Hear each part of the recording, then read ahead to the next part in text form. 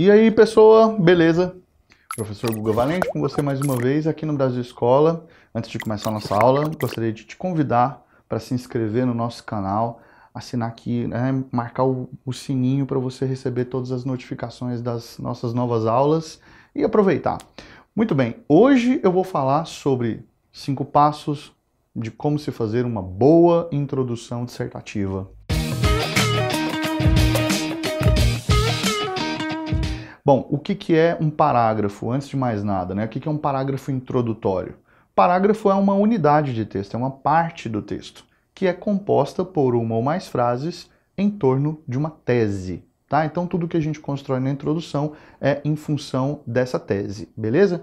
Aqui eu não vou trabalhar com um parágrafo de uma frase só não. Esse conceito, ele serve para a gente saber como é que é o parágrafo introdutório, porém eu vou trabalhar aqui com um parágrafo que trabalha com mais de uma frase, tá? Nós não vamos fazer um período só, vamos fazer períodos diferentes aí. Tudo bem? Quando a gente pensa aí numa redação de 30 linhas, né, que é a maioria do Brasil, a gente vê que os parágrafos têm um tamanho, mas não se apegue a uma ideia de tamanho específico, tem muitas variáveis aí. Depende do tamanho da sua letra, depende do tamanho da folha de redação, depende de uma série de coisas, mas basicamente o que acontece é que os parágrafos costumam ter aí um tamanho semelhante. Então é normal que dentro de 30 linhas, num texto com 4 parágrafos, nós tenhamos aí parágrafos de 6 linhas, de 7 linhas, de no máximo 8 linhas. Para a introdução, vamos tentar não ultrapassar esse limite de 7 linhas, senão a gente gasta muita linha para a introdução e aí o resto do texto acaba sendo prejudicado. Então, pensando mais ou menos aí, um parágrafo de introdução vai ter de 5 a 7 linhas, beleza? Aqui nós entramos na parte estrutural do parágrafo propriamente dito. Tá, eu não quero falar de um parágrafo que é construído numa frase só, ainda que isso seja possível. O parágrafo introdutório moderno é um parágrafo que possui mais de um período. E, em geral, a estrutura dele costuma ser assim. O começo do parágrafo é mostrado por um período simples, e em seguida nós temos de 2 a 3 períodos que são compostos, tá certo? E que complementam aquilo que foi dito anteriormente. Bom, nós já tivemos aulas sobre períodos, os links estão todos aqui colocados, tá? Para você poder acessar essas outras aulas e ter uma noção mais ampla ainda de como é que eles podem se estruturar de modo bem coesivo dentro do texto. Mas voltando aqui, eu vou sugerir para você alguns tipos de introdução que são muito recorrentes e que são muito bons para se fazer dentro de uma dissertação. Eu listei aqui no meu quadro alguns deles. Eu vou começar com um que costuma ser atípico, quer dizer, assim, não é muito recorrente as pessoas utilizarem esse tipo de parágrafo para introduzir seu texto, mas ele é possível sim, tá? Que é começar o texto fazendo já a expressão do ponto de vista. Então, ao invés de deixar a tese para o meio ou para o final do parágrafo, a gente já começa o parágrafo, a gente abre o parágrafo já com a tese e em seguida a gente apresenta os tópicos que a ela estão relacionados, ok? Então esse aqui é o primeiro tipo, né, de parágrafo que eu trabalho com vocês. Essa ideia, portanto, de expressar o ponto de vista já no início do texto. A gente já apresenta a tese no começo. Um segundo tipo, aí já bem mais recorrente, é a gente começar o parágrafo fazendo uma alusão histórica. O que é uma alusão? É uma menção, é uma referência a um dado momento histórico. Lembre-se, nós não vamos fazer retrospectiva histórica.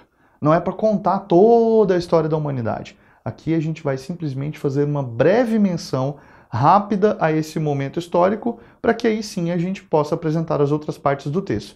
A problematização do tema e em seguida a tese, né? Ou então pode inverter também, não tem problema apresentar a tese no meio e o resto do parágrafo terminar com as questões que serão discutidas. Não existe uma regra quanto a isso, tudo bem? Depois a gente tem a ideia de discurso de autoridade. O que é isso? É começar o parágrafo com a fala de alguém que é autoridade naquele assunto. Então a gente pode recorrer aí a um historiador, a um cientista, a gente pode recorrer a um jornalista, a gente pode recorrer a um psicólogo, a gente pode recorrer a um filósofo, a um sociólogo, enfim, todas essas autoridades a respeito daquele tema podem abrir o nosso texto aí com uma ideia geral. é um jeito bacana de começar o texto, você já jogar para o leitor, né, essa frase de alguém que vai ajudar a discussão do seu texto. Em textos, né, diversos, você vai encontrar um recurso chamado epígrafe, que é uma citação que você faz antes de começar o texto. Você já deve ter visto, né, um texto que começa com uma citaçãozinha no canto, assim. Então, na dissertação, né, no vestibular, na escola, a gente não vai fazer essa epígrafe desse jeito, mas a gente pode sim começar o nosso texto com essa citação que vai dar a orientação para a discussão que a gente vai apresentar depois no nosso texto, beleza? Depois nós temos essa possibilidade aqui que é uma pequena narrativa ficcional. Como é que faz isso, Guga? Assim, eu posso fazer uma narração dentro da minha dissertação?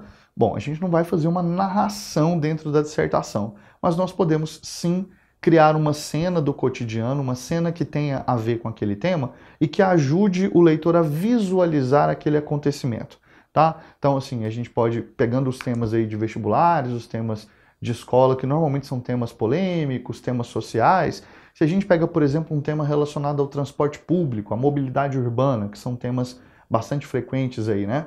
Eu posso criar uma cena. Todos os dias ele vai para o ponto de ônibus 2 horas antes de chegar no trabalho, sabendo que não vai conseguir se sentar nesse período e que será acotovelado durante todo o trajeto. Pronto. Fiz uma pequena narrativa ficcional. Mas veja, essa narrativa, ela remonta uma situação que é cotidiana, que é da realidade. Então, quando eu faço essa pequena narrativa, é para poder mostrar uma situação que é muito recorrente dentro da sociedade, dentro daquele tema que está sendo discutido. Beleza? Depois, nós temos aqui a enumeração de exemplos.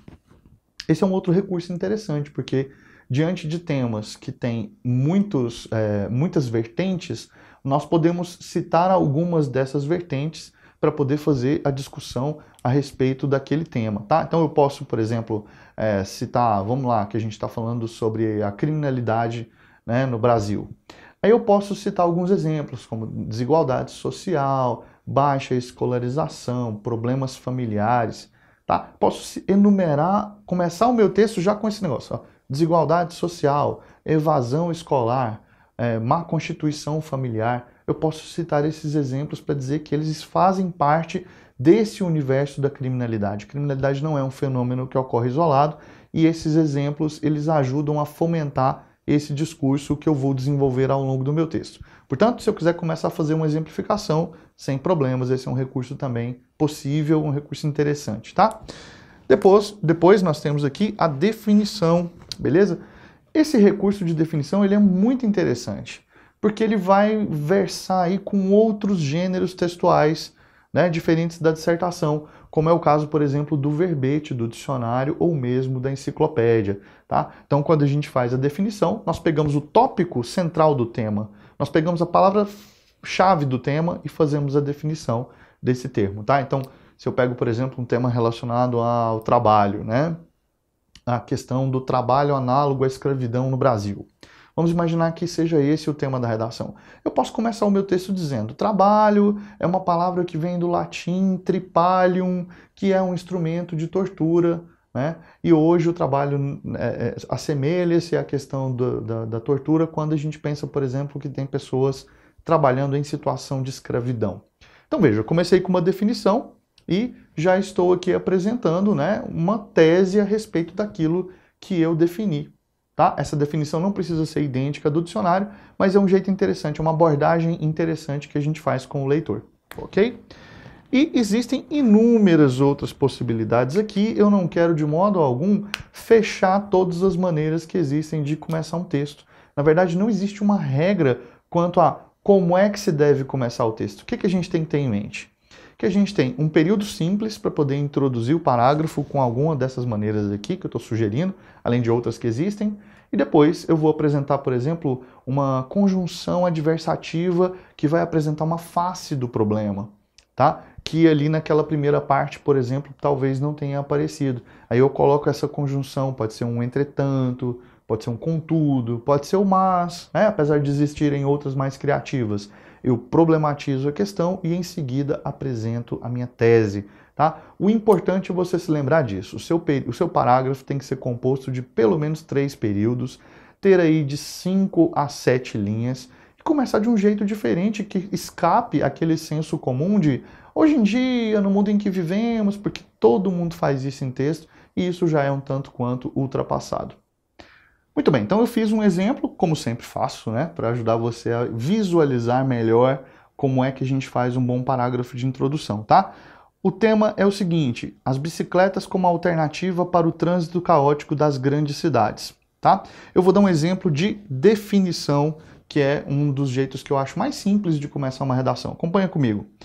As bicicletas são veículos não poluentes que ocupam pouco espaço, propiciam a atividade física e diminuem o estresse no trânsito das grandes cidades.